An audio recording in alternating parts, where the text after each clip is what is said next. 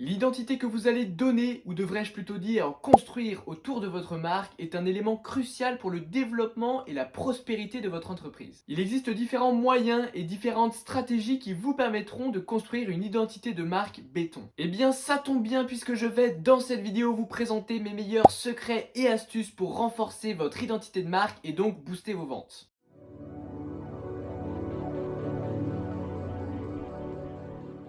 Pour construire votre identité de marque, il vous faut d'abord identifier quelle est la mission de votre entreprise. Apple, par exemple, a pour mission de proposer des produits à la pointe de la technologie tout en conservant un maximum de simplicité. Chez Apple, la simplicité est une obsession. On la retrouve partout, que ce soit dans le design de ses produits jusqu'à son site internet ou même la décoration de ses magasins. Je vous parlerai plus précisément de l'importance de l'identité graphique dans la suite de cette vidéo, mais l'idée que vous devez retenir, c'est que chaque entreprise doit définir sa propre mission. Cette mission, vous ne devez jamais la perdre de vue puisque le développement de votre entreprise doit être cohérent vis-à-vis de celle-ci. Je vais vous expliquer comment vous pouvez identifier simplement la mission de votre entreprise. Sachez que si vous arrivez à bien la définir, votre mission va s'ancrer dans l'esprit des consommateurs et donc elle va contribuer à la formation d'une bonne image de marque. Petite astuce, n'hésitez pas également à créer un slogan en rapport avec votre mission, ça vous aidera à renforcer votre identité.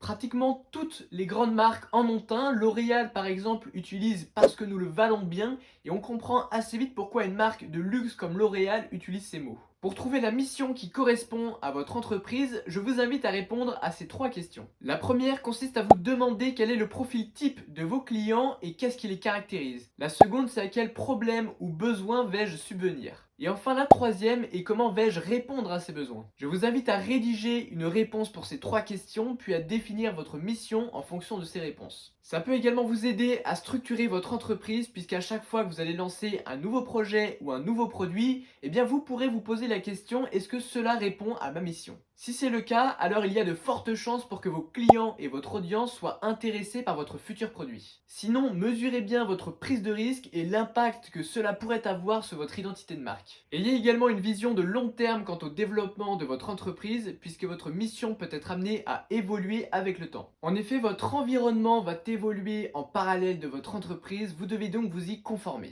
Pour illustrer ce que je viens de dire, prenons le cas de l'écologie. Puisqu'aujourd'hui nous sommes beaucoup plus sensibles aux conséquences environnementales de nos actes qu'il y a ne serait-ce que 20 ans, certains produits deviendraient alors beaucoup plus difficiles à défendre. McDo par exemple a su faire évoluer son image de marque en supprimant les pailles en plastique. Ils ont créé des gobelets en carton et sont même allés jusqu'à changer la couleur de leur logo qui est passé du rouge au vert. Tout ça me rappelle mon professeur de management à l'université qui nous disait toujours: on manage en fonction de son environnement. Ensuite, j'aimerais vous parler des valeurs de votre entreprise qui constituent également un élément clé pour renforcer votre image de marque. Elles en disent long sur le fonctionnement d'une entreprise et de son ou ses dirigeants. Les valeurs que vous devez mettre en avant doivent être cohérentes vis-à-vis de votre mission. Il existe différentes stratégies qui vous permettront de communiquer vos valeurs, je vais vous en détailler certaines. La première consiste à se servir des faits d'actualité.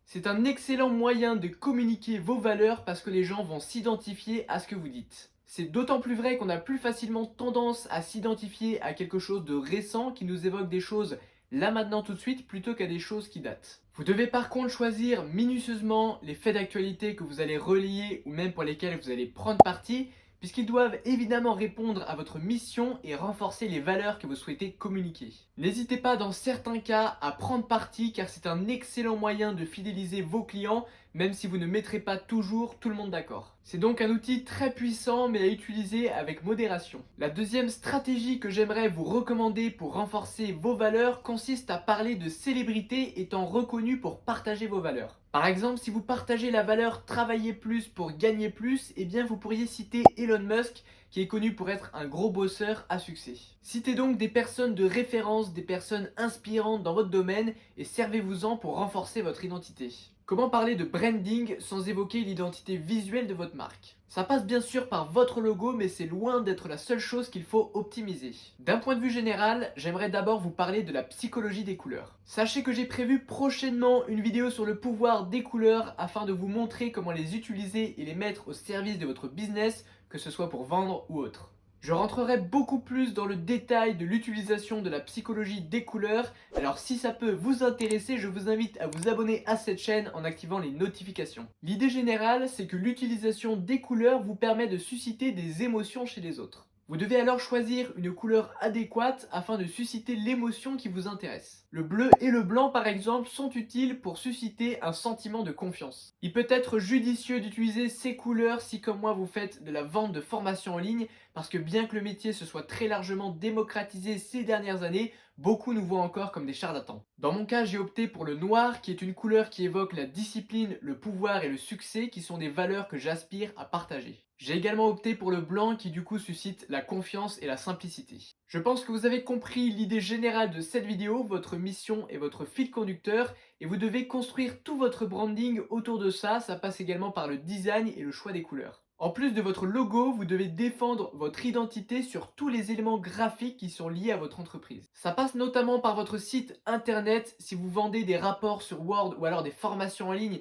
pensez à designer vos produits autour de votre identité de marque. Ça passe également par votre boutique si vous avez un commerce en physique, etc. Soignez également le choix de vos polices d'écriture. Ça semble être un détail, mais sachez qu'une identité de marque, c'est un tout et donc chaque détail a son importance. Vous pouvez également créer des signatures numériques. Voici les miennes par exemple, ça fait toujours très pro. Vous voyez que même avec mes signatures, je suis resté dans un design simple et épuré pour évoquer le professionnalisme et le sérieux, qui sont des valeurs que je cherche également à communiquer. Voici maintenant une liste d'éléments auxquels vous devrez prêter attention pour renforcer votre identité de marque. Pensez par exemple à fournir un service après-vente de qualité, c'est important pour ne pas vous mettre des clients à dos et susciter la confiance. C'est aussi un moyen de récupérer des témoignages clients, encore et toujours pour susciter la confiance, qui, vous l'aurez compris, est un élément crucial dans votre business. Utilisez également un vocabulaire et un langage approprié, ça passe notamment par l'utilisation du vocabulaire de référence dans votre thématique qui vous permettra de susciter un sentiment d'appartenance. Si votre entreprise a une histoire à laquelle les gens pourraient s'identifier, c'est également un outil très puissant. On connaît tous l'histoire de Steve Jobs, le créateur d'Apple, qui a créé sa petite entreprise dans le garage de ses parents. L'erreur serait de penser que vous avez besoin d'une histoire exceptionnelle pour qu'elle soit efficace. Mais ça n'est pas vrai, vous avez simplement besoin que les gens s'identifient à votre histoire. Or, les gens n'ont pas tous une histoire exceptionnelle comme celle de Steve Jobs,